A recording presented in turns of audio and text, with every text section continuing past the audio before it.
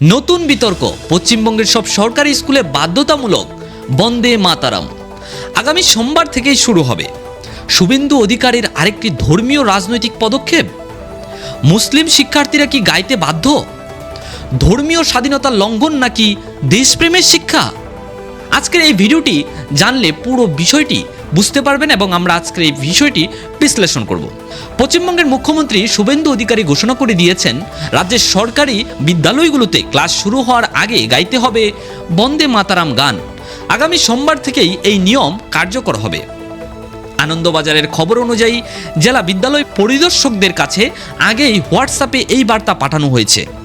বিদ্যালয়গুলোতেও নির্দেশনা পৌঁছে গেছে যে আনুষ্ঠানিক সরকারি বিজ্ঞপ্তি এখনও জারি হয়নি। কিন্তু বিধানসভার চত্বরে শুভেন্দু অধিকারী বলেছেন, আমি নবান্নে যাব, সব বিদ্যালয়ে সোমবার থেকে বন্দে মাতারাম গেয়ে বিদ্যালয় শুরু করতে হবে, সেই নোটিশটি জারি করব। বন্দে মাতারাম কেন এত বিতর্কিত? এই গানটি বঙ্কিমচন্দ্র চট্টোপাধ্যায়ের আনন্দমঠ উপন্যাস থেকে নেওয়া। ব্রিটিশ বিরোধী আন্দোলনের জাতীয়তাবাদী গান হিসেবে জনপ্রিয় হয়। ভারতের জাতীয় সঙ্গীত জনগণ মন হলেও বন্দে মাতারাম জাতীয় গান হিসেবে স্বীকৃত। কিন্তু সমস্যা কোথায়? এই গানে মা দুর্গের উল্লেখ রয়েছে এবং এটি হিন্দু দেবীর প্রতি উৎসর্গকৃত। মুসলিম সম্প্রদায়ের অনেকেই এই গান গাইতে আপত্তি করেন, কারণ তাদের ধর্মীয় বিশ্বাস অনুযায়ী আল্লাহ ছাড়া অন্য কারো প্রতি প্রার্থনা করা নিষিদ্ধ। ঔপনিবেশিক যুগ থেকেই এই বিতর্ক চলে আসছে।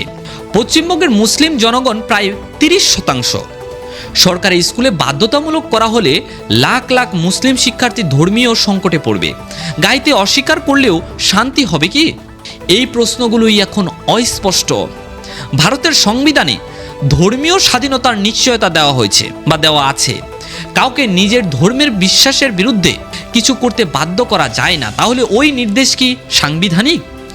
শুভেন্দু অধিকারী উচ্চ মাধ্যমিক শিক্ষার্থীদের শুভেচ্ছা জানিয়ে বলেছেন, তারা স্বামী বিবেকানন্দের মতো চরিত্রভিত্তিক চরিত্রবেদী বলে এগিয়ে যাক এবং মেধা তালিকায় প্রথম 3 জনের মধ্যে কথা বলতে আগ্রহ প্রকাশ করেছেন।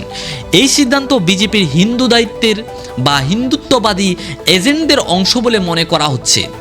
গরু জবাই নিষিদ্ধ, বুলডোজার অভিযান এবং এমন বন্দে মাতারাম বাধ্যতামূলক, এসব পদক্ষেপ একটি প্যাটার্ন তৈরি করেছে। বিরোধী দল এবং নাগরিক সমাজ কিভাবে প্রতিক্রিয়া জানায় সেটা দেখার বিষয়। সোমবার থেকে স্কুলে কি ঘটবে তাও দেখতে হবে। আপনারা কি মনে করেন, বন্দে মাতারাম বাধ্যতামূলক করা কি সঠিক নাকি ধর্মীয় স্বাধীনতা লঙ্ঘন? মুসলিম শিক্ষার্থীদের কি করা উচিত? কমেন্টে জানান। ভিডিওটি ভালো লাগলে লাইক, কমেন্ট, শেয়ার করে সকলকে দেখার সুযোগ করে দিবেন। আর আপনি যদি আমাদের এই ইউটিউব চ্যানেলে নতুন হয়ে থাকেন তাহলে এখনই সাবস্ক্রাইব করে সাথে থাকতে পারেন। ভালো থাকবেন, সুস্থ থাকবেন। দেখা হবে পরবর্তী কোনো ভিডিওতে।